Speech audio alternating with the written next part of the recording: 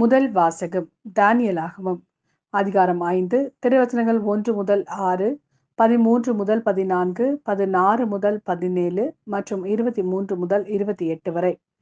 பெல்சாத்சர் என்ற அரசன் உயர்குடி மக்கள் 1000 பேருக்கு பெரியதொரு விருந்து வைத்தான். அந்த 1000 பேருடன் அவனும் திராட்சை மது குடித்தான்.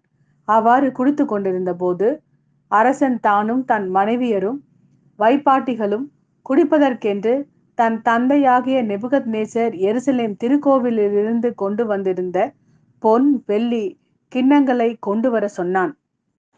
அதன்படி எருசலேமில் இருந்த கடவுளின் கோவிலிலிருந்து கொண்டு வந்த பொன் கிண்ணங்களை எடுத்து வந்தார்கள். அரசனும் அவனுடைய உயர்குடி மக்களும் அவனுடைய மனைவியரும் வைப்பாட்டிகளும் அந்த கிண்ணத்திலிருந்து குடித்தார்கள். அவர்கள் திராட்சை மது குடித்து கொண்டே பொன் வெள்ளி வெண்கலம் இரும்பு மரம் கல் ஆகியவற்றிலான தங்கள் தெய்வங்களை புகழ்ந்தார்கள்.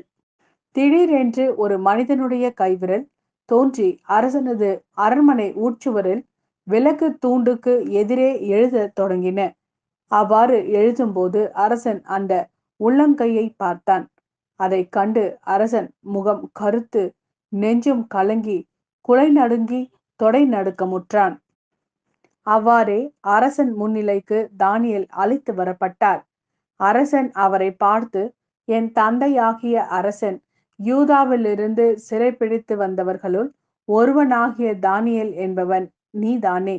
உன்னிடத்தில் புனிதமிகு கடவுளின் ஆவியும் அறிவொளியும் நுண்ணறிவும் சிறந்த ஞானமும் உண்டென உன்னை பற்றி கேள்விப்பட்டுள்ளேன். விளக்கங்கள் கூறவும் சிக்கல்களை தீர்க்கவும் உன்னால் முடியும் என கேள்விப்படுகிறேன்.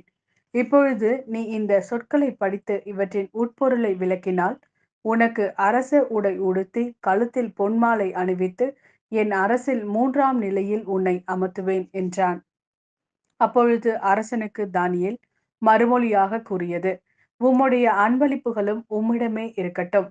உம் பரிசுகளை வேறு யாருக்காவது கொடும். ஆயினும் இந்த சொற்களை அரசருக்கு படித்து காட்டி அவற்றின் உட்பொருளை விளக்கி கூறுவேன். ஆனால் விண்ணுலக ஆண்டவருக்கு எதிராக உம்மையே உயர்த்தினீர். அவரது கோவிலின் கிண்ணங்களை கொண்டு வர செய்து நீரும் உம் உயர்குடி மக்களும் உம்முடைய மனைவியரும் வைப்பாட்டியரும் அவற்றிலிருந்து திராட்சை மது குடித்தீர்கள். மேலும் காணவோ கேட்கவோ எதையும் உணரவோ இயலாத வெள்ளி பொன் வெண்கலம் இரும்பு மரம் கல் ஆகியவற்றிலான தெய்வங்களை புகழ்ந்தீர்கள்.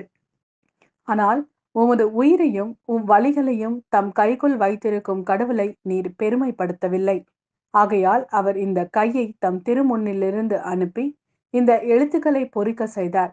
பொறிக்கப்பட்ட சொற்களாவன மேனே மேனே தேக்கேல் பார்சின்.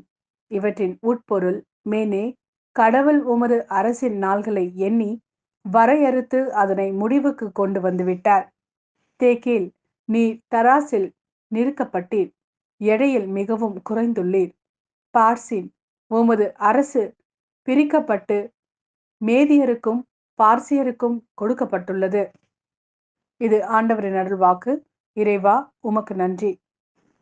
லூக்கா எழுதிய நற்செய்தி அதிகாரம் 21 திருவசனங்கள் 12 முதல் 19 வரை. இவை அனைத்தும் நடந்தேறும் முன் அவர்கள் உங்களை பிடித்து துன்புறுத்துவார்கள். தொழுகை கூடங்களுக்கு கொண்டு செல்வார்கள்.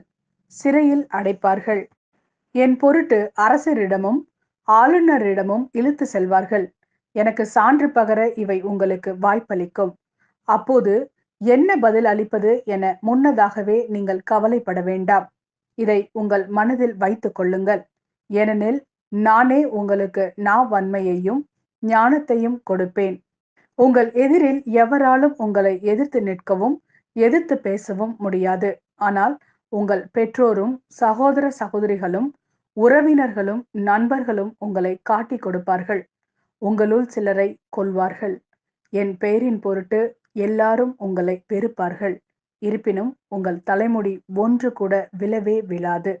நீங்கள் மன உறுதியோடு இருந்து உங்கள் வாழ்வை காத்து கொள்ளுங்கள்.